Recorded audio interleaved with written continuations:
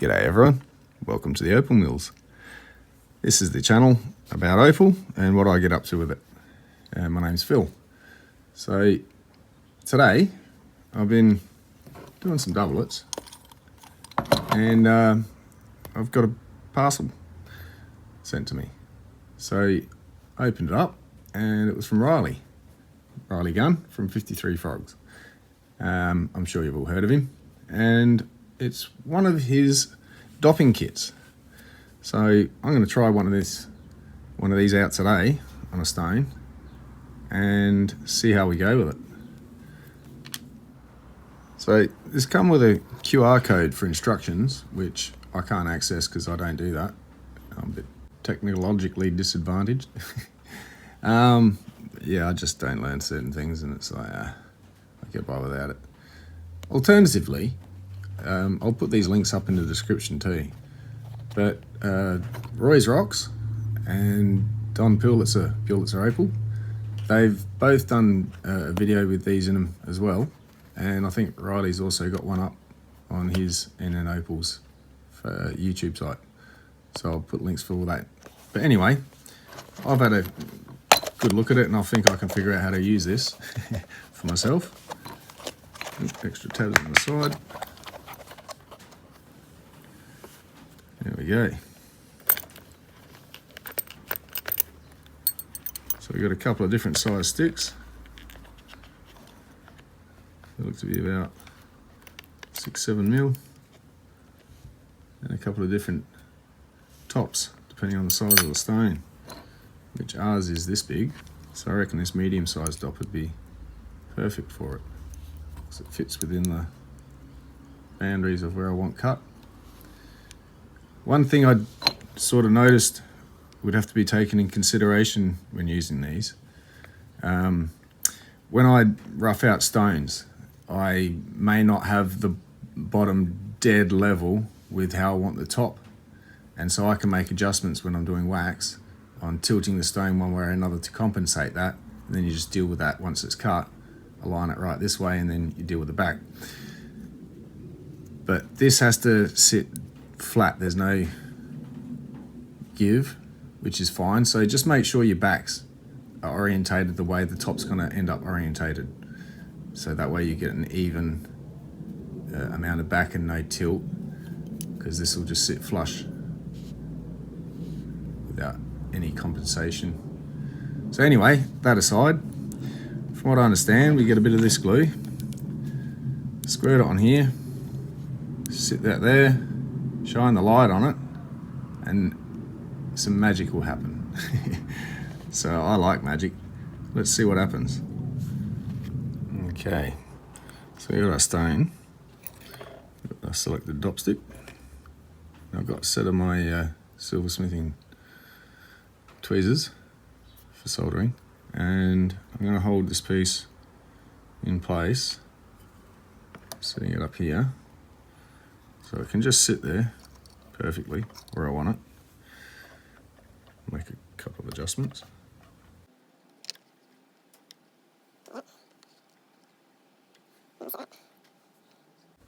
Just check to make sure that that's all. Oops, I'm out of room yet. Yeah. I'm just making sure it's sitting flush, which seems to be doing quite well. So we'll just move this out of the way. Oops, zoom back out. So let's shift this over like that. It's like shifting the needle on a record. And from what I understand, I'm going to put this onto the tip of this and put some on the stone. Align that up, which gives me time, because it won't start setting until, watch your eyes. So we do that. Probably shouldn't do that in my camera. Lasers might destroy it. So yeah, we're going to squirt a bit on there, put that on there, hit it with the UV, and it should work.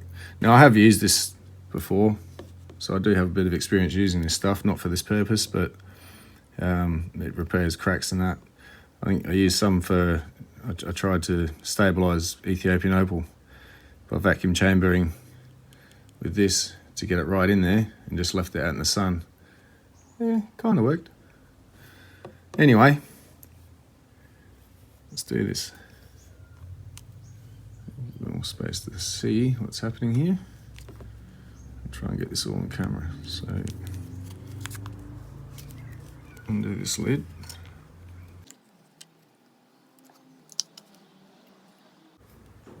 We've got to snip the tip. Grab our scissors.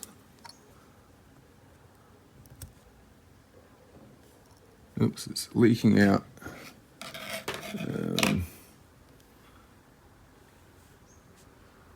We can always use that bit.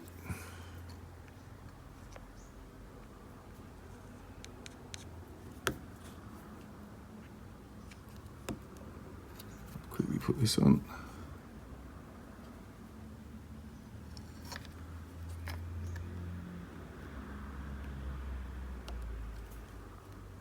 There we go. Squeeze it out.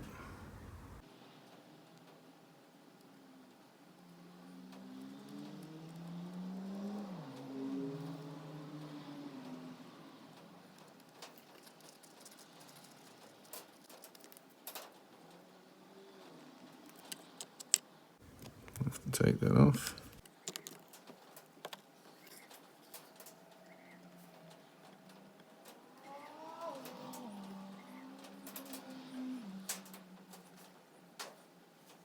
So I'm happy with that position. So now let's do the magic.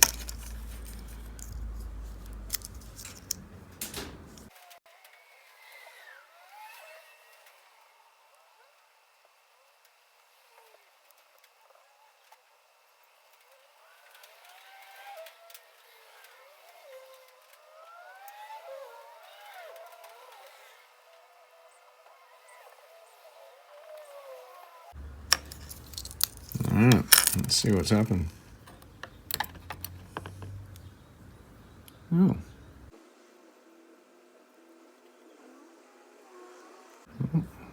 Looks to have worked. So we're all dopped up. We'll go and see how it behaves over there on the wheel. Okay, so I'll be cutting all these stones in this video. A bunch of these doublets, and we'll just focus on this one though for the actual cutting.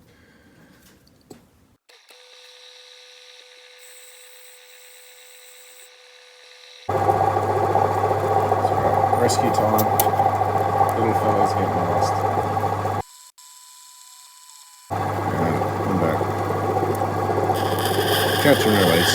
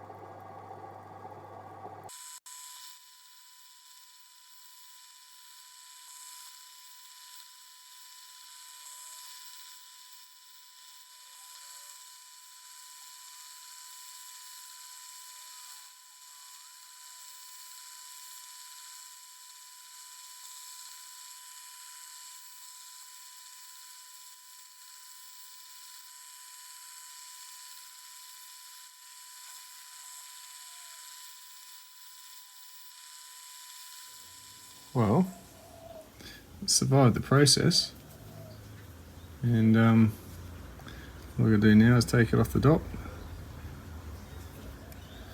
without breaking the stone or anything.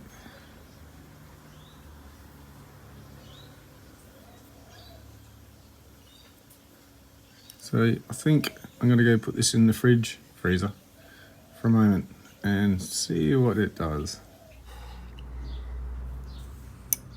So I put it in for about 10 minutes, and I don't want my doublet to separate, so I sort of limited it to that, and it didn't want to separate at the base either. So what I'm going to do is just use a little razor blade, see what I can achieve. Oh yes, quite easy.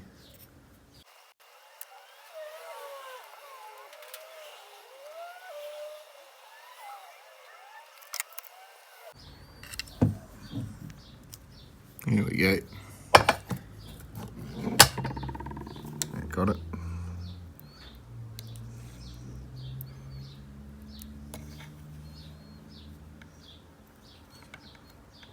So yeah, that was well stuck on. I'll have to give it that. I was a bit nervous using this, A, because it's glass, and just got to be careful not to hit the wheel, and also that it's not waxed, which is, I've only ever used wax, so this is new to me, and I can see its benefit, that's for sure.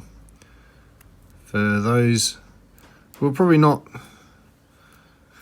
either able for whatever reason, or don't want to risk getting burnt and all that with the wax, this is a great alternative, I'll give it that. It's it definitely works. Just a little bit of clean up afterwards. Should be ready to use again. And no burnt fingers. There we go. Good as new. No glue left on the stone.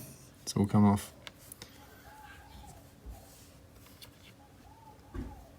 Alright, so first thing you probably notice is that's not all the stones, Phil. No, I just got a few done to this stage. I haven't even actually completely done the backs yet. There's not enough days in the year, never enough hours in the day. But this is what I got done to polish stage quickly, and we'll go through them quick, have a good look. So the bigger ones, yeah, I'm quite impressed. They definitely look a lot better than they did before. Yeah, I like that. And unfortunately this one has a little issue there. It's only that corner on a certain angle that you're going to see it. But for the rest of the time, yeah, I like that. It's got all the wavy bars, all the jelly in between, all different types of formation. So it almost wants to be crystal in the middle there, and jelly and a little bit of crystal. Flecks of almost red in amongst it.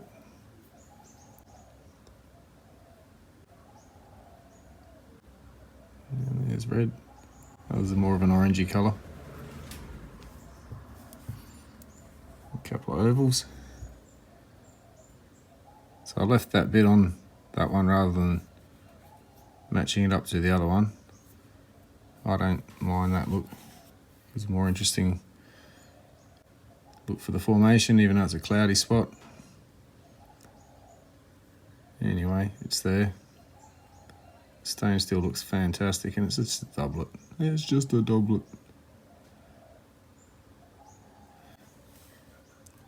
And this one I really like. It's turned out fantastic. That was the sort of a bigger odd shaped one. I decided to cut an oval out of it. Gorgeous. 360-degree colour. It's always good. It's not directional, therefore. And unlike this one. So it's got a ladder down the middle of it. Oh, it's, what do you call it? Binary. Binary script. 1 1 1 1 1 1 1 1 1 1.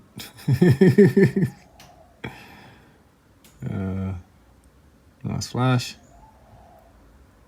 So it's on that sort of an angle, it sort of lights up, but not straight on all the way. That's going to make a lie of me. Yeah, there we go, it's all dead real estate there, and it's got that one there sort of look. But on the angle, it's got a nice bit of flash. Be a nice little ring stone. So, this is the one that we did on the dopstick. Still got to do the backs. As I said, this is the one that we also use glass, black glass. I'll find my torch. Of course, it's over in the jar. Put the torch on, you can sort of see it's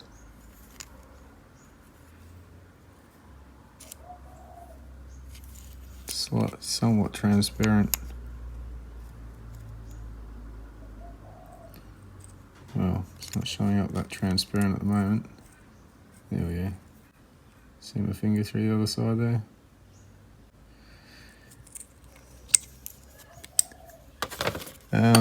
Still put the black glue on in between. Not that it would have mattered with this one, it's just too white to, I would have to take this right down to non-existent before you would notice the black really standing out behind it. But still, it needed a backing. These sort of arches here, they're okay. I'm going to take it right back up to sort of up here somewhere, just below that black line when I taper in the bottoms. Alright, Paul Keating, here's a couple of yours, sneak preview. Hope you're happy with these, I am. Nice little cushion cut, it does have that spot of sand in there. Nothing I can do about that one for this one. But still a nice little stone, and partial bezel should, yeah, not much, but cover a bit of it. Still nice little stone. I'm neaten this one up into a drop shape. It's a really nice colour in that. It's a nice flash of red patching there on one angle. It was in the sun. But yeah, nice bit of flash. This one I'm really happy with, the way it turned out. The black backing really made a difference on this one. Absolutely gorgeous little stone. I like the unique shape on this one, to be honest. Nice little pendant. And this one is, yes, magic. Now it's got that little bit of grey cloud, but if you remember, it had a fair bit of cloud over the side there. The more I round it down, the more it sort of disappeared out of the way. And she's got some fantastic colour in there. That one's the closest to black opal out of the lot. So I'm just going to turn the camera down because it's a bit bright. Try that.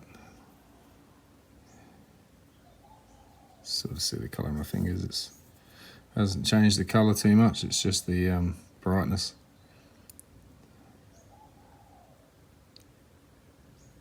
But yeah, no, that's a really nice result on that one. I hope you're happy, mate. And there's more to come, so there we go. I'd definitely say if you're new to opal or having trouble dopping your sticks with wax and just needed, you know, I want to get it done alternative, these are definitely worth having a look at. I'll put all the links in the description, including 53 frogs. Not that many of you need directions, it's quite, yeah, synonymous in the opal sales world. If you've heard of me, you would have heard of Riley. So anyway, hope you enjoyed. I'll put some low light at the end of this. Hope you all had a good Christmas, and I hope you enjoy your New Year's Eve and New Year. I'll see you next year. Cheers.